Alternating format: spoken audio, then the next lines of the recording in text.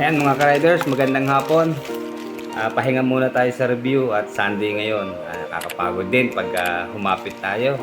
So ito, hindi naman ako mapakali pag wala tayong vlog sa isang araw. Pero ito, naisipan ko, hindi ko na dapat i-review to eh. Pero sabi ko baka makatulong po sa mga naka-Aerox naman po na motorsiklo. So ito, umorder nga po tayo sa Lazada ng ano ba itong in-order natin. Maliit na item lang. Ito po itong kilay tint protector para sa Aerox na version 2. Bali, ito po siya. Ayan. Bali, lalagyan natin ng kulay. Pampagwapo. Ayaw nang gumalaw. Ayan. Ayan, ito po. Itong panglagay sa kanyang DRL. Ang napili po natin, kulay blue. Ito, kulay ito, chameleon blue. Marami po siyang pagpipilian, pero yung kulay blue po ang napili natin kasi yun yung paterno dun sa color combination ng ating Aerox na version 2, standard version. Okay, sige, ito buksan na natin ha. At hindi naman ako nagwo-worry pagka ganitong maliit na item. Ano lang po to? Wala pang 100 pesos, siguro 88 pesos lang po. Okay, ayan. Kanyang lawa, kala ko mali eh, pero bote ang lalagyan eh. Bagay, okay din, mas secured pag bote lalagyan. Plastic, umulat, kumaraw, walang problema. Kaya yan. So, tignan muna natin itong naunang mga papel na nakalagay. Okay, ito maganda, may instruction siya. So, susundan natin to kasi bala ko nga po eh, dalhin pa dun sa mga gumagawa ng sticker para sila magkabit kasi baka magkamali po tayo, pero simpleng ano lang naman to pag i-install. Sundan na lang natin yung instruction dito. Ano po? Okay, ito yung kanyang laman. So, may sticker pa siyang kasama. Isang maliit na sticker. Ayan, ride seat. Yan, ito na yung item natin na tint. Ayan. Dalawa yan, syempre. Sana huwag tayo magkamali ng pag-i-install. At mahirap na magbubbles o magkaroon ng ano. Kaya dito sa instruction naman, maayos naman instruction. Ito, basahin natin ha. Ang sabi dito, yung unang instruction, paraan ng pagkakabit. Ayan. Okay, yung una, linising mabuti ang lens bag. Lens bago ilagay ang winker, eye or tint. Okay, yung pinaka-DRL nga, yung sa headlight natin, lilinisin. Kailangan walang kahit anong pampadulas ang lens kagaya ng BS1 or wax. O, hindi pa naman ako gumagamit. Buti na lang. Tapos, dahil hindi ito didikit, ayun, mas mainam na hugasan ng sabon or dishwashing liquid soap bago ilagay ang sticker. Ayun naman pala. Kasi ako dati naglagay, wala akong ginawang ganun. Dapat pala merong sabon lalagyan, saka siya ikakapit. Tapos tanggalin ang plastic sa ibabaw pagkatapos ikabit ng film sticker. Thank you. Okay, thank you rin. Okay, ito yung ating film sticker. So ang tatanggalin natin itong nasa ibabaw. Ito siguro, ayan, okay, ito. Hindi masyadong kita eh. Dali ha. Ayan, itong plastic sa ibabaw ang tatanggalin. Okay, sana huwag tayong maumali na naman para hindi sayang yung ating 88 pesos. Ayan siya. Sige, kabit na natin. Kaya buti na lang may natira pang dishwashing soap. Ito. Siguro ito na lang gamitin natin. Itong foam para hindi magaspang. Gasan lang. May kanin to eh, wag to. Gawa tayo ng panibago.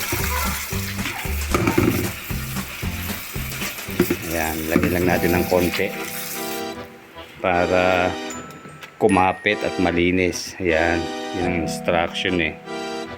Diba? Konti lang, tama na yun. Konti lang naman yun eh. Mas konting tubig. Yun, yan, bubula na yan. Ayan, tamang-tama na itong bula nito. Tara, hugas tayong pinggan. Okay, eto si Aerox natin. Lalagyan natin ng tint protector. Ayan. Bali, ito yung kakabitan natin. Ito.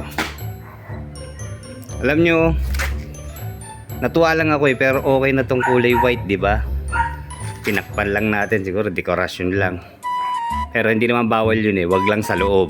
Wag tayong maglalagay ng sa loob, magbablock sa kanyang mismong headlight. Yun ang nakita ko yung sinabi dun sa yun ang narinig ko sinabi dun sa nung nagparehistro tayo sa LTO. Pwede naman patungan. Ayan, pero wag lang siguro yung headlight, wag din natin bablock ng kung anumang sticker para hindi mabago yung timpla ng ang liwanag ng ating ng headlight. Okay, bago tayo mag-start, dahil Sunday ngayon, pahinga muna si Honda Click natin. Hindi na tayo namumroblema ng ito, although nilagyan ko to ng cover para sa pusa. Ito hindi ko na nalagyan, wala na tayong panlagay. So, no worry na naman, ito nakabartulina na lahat yung ating mga alagang pusa. Ayan, hindi na sila ngayon. Stretch sa mga upuan. Okay, by the way, mga ka-riders, ito pa rin syempre ang ating RFI. Pahinga muna siya ngayon. May gagawin kasi tayo dito may papaayos tayo. Madadaling ko to sa Nagkarlan, dun sa mekaniko dun.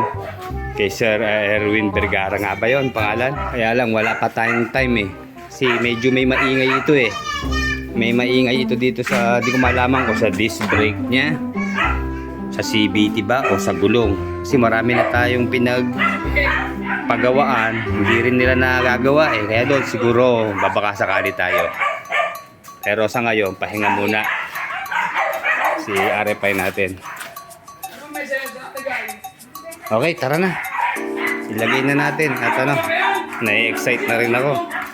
Okay, susukat muna natin Pasensya na, maingay yung aso sa kapitbahay. Bakit?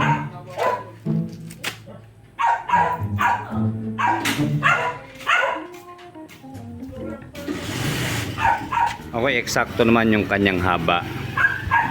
Yun lang, wala tayong pantawag doon, squeegee ba yun, yung pangkahig para lumapat siya. Kaya mangyayari ito, mano-mano kamay ang ating gagamitin.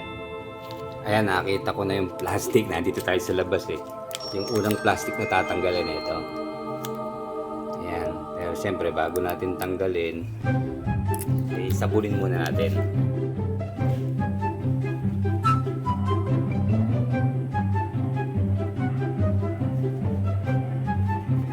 Isa. Huwag muna natin sasabunin yung kabila. Hindi pa naman natin tinikit.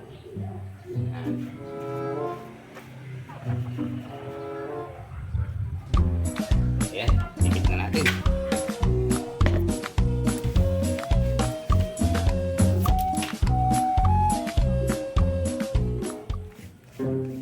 Tanggal plastic. Bali, meron pang isang plastic dito sa ibabaw. Yun ang tatanggalin natin pagkatapos natin idikit.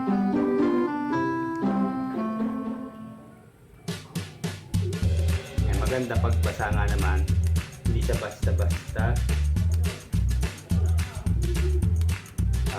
didikit. Sabihin, may poporma muna natin siya bago siya ilapat. Ayan, lumapat. Oops.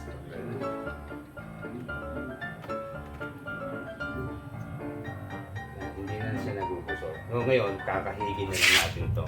Kukuha siguro tayo ng tatama lang. Maganda pag basta tatama na. I-eksakto natin siya. Hindi katulad pag walang sabon na liquid. Pag nilapat mo, pwedeng tumigit agad. Nahirapan baka masira pag i-adjust natin. So dito, ayan, okay naman. I-adjust natin na maayos. Tama lang natin, pinaka-hitch niya. Kunti na angat na siya. Kuha tayo. Siguro pwede natin gamitin kung kahit dito. Kuha tayo ng ATM. Sandali kukunin natin yung ATM. Ayan, naka-eksakto na siya mga ka-riders. Tinatama-tama ko lang. Medyo, ayan, napapasok ng madali naman siyang igalaw. Nga ay may sabon, hindi basta-basta didikit. So yan, kuha lang tayo ng pangkahig para lumapat siya ng maayos. Okay, ito yung luma nating ATM para siya, Gawin natin pangkahig. Para lumabas yung mga bubbles dun sa loob. Di ba? Meron pong nabibiling pangkahig nito eh. Kaya lang, okay na to. Hindi naman natin nilagyan eh. Yan. Ang susunod natin tatanggalin dito ay yung plastic sa ibabaw. Pero ito, ilalapat muna natin para lumabas yung bubbles niya. Yan.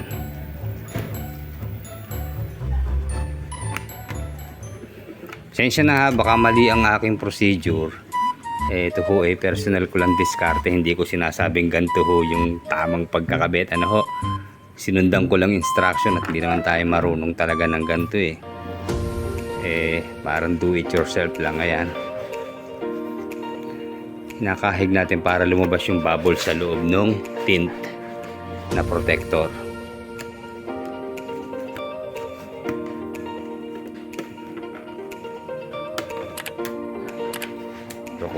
Kukuha ko ng tuyong basahan. Yan, punasan na natin para matuyo na. Oops, tatanggal.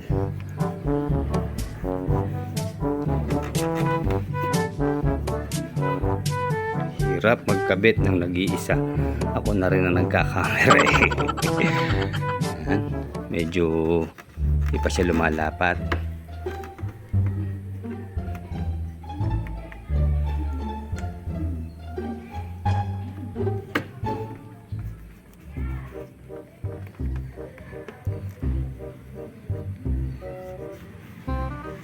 Hey.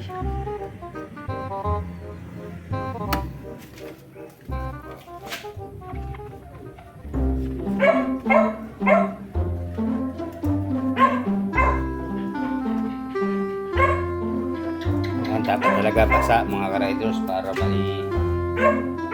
kumapit. Hirap kasi pag kumapit eh. Para tumulos pa sa paso.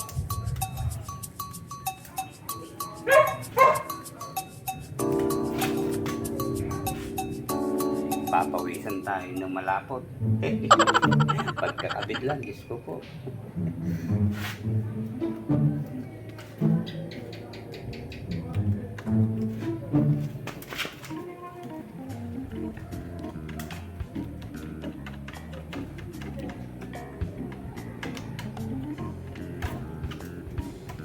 Okay, ayan mga ka-riders, ang kanyang itsura. Hindi pa tayo tapos. Hindi ko pa natatanggal yung plastic sa loob. Ay, yung dito sa labas, ito nakapatong. Natanggal na natin yung sa loob, syempre. Ito, medyo maangat yung mga edge niya eh. Pero siguro kakabit din niya pag nakatanggal yung sapin na plastic. Ewan ko ha, kung tama. Sana tama. Blue ang napili natin kasi yan ang katerno niya dahil yung kanyang color combination na yan, blue at black talaga. Naantay pa natin yung screen protector dito sa kanyang panel. Then may isa pa tayong in-order yung cover dito sa shock. Kulay black lang yung natin pang Aerox. Okay, sige, siguro tanggalin na natin tong sapin para makita na natin. Tapos buksan natin yung kanyang DRL. Sa totoo lang, hindi ako satisfied sa paglalagay ko. Kaya yung mga napanood nyo kung maling ginawa ko, huwag nyo nang gayahin. Bali, ano lang po ito.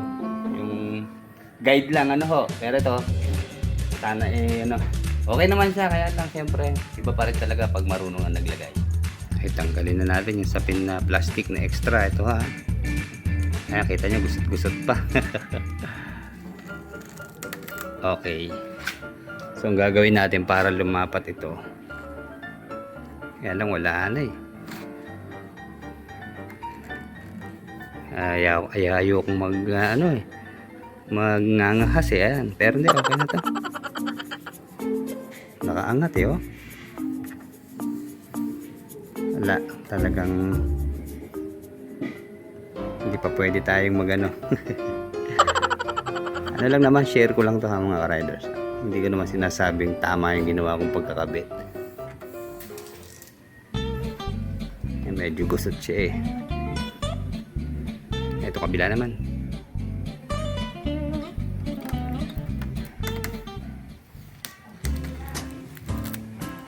Okay, punas. Itong kabila mukhang okay. Walang masyadong gusot. pero parang nakaangat. Bahala na. Hindi naman siguro latayan. Hindi talaga tayo satisfied sa pagkakabit. Ang hirap po talaga mag-vlog habang nag-install.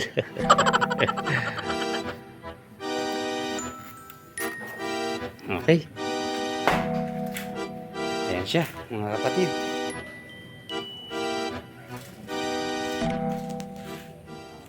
Okay naman.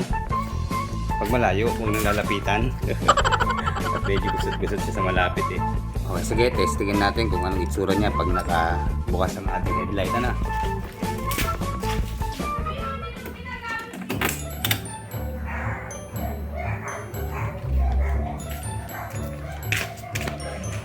As expected, bluish na yung kanyang DRL. Ayan. Pero kitang-kita pa rin siyempre yung lakas ng kanyang pagkaputi.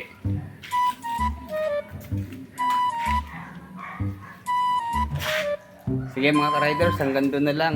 At hindi ako satisfied, pangit ang kabit ko. Pakapalitan din natin to sa mga susunod na araw. Sige, salamat po. Like, comment, and subscribe sa ating channel. Salamat po.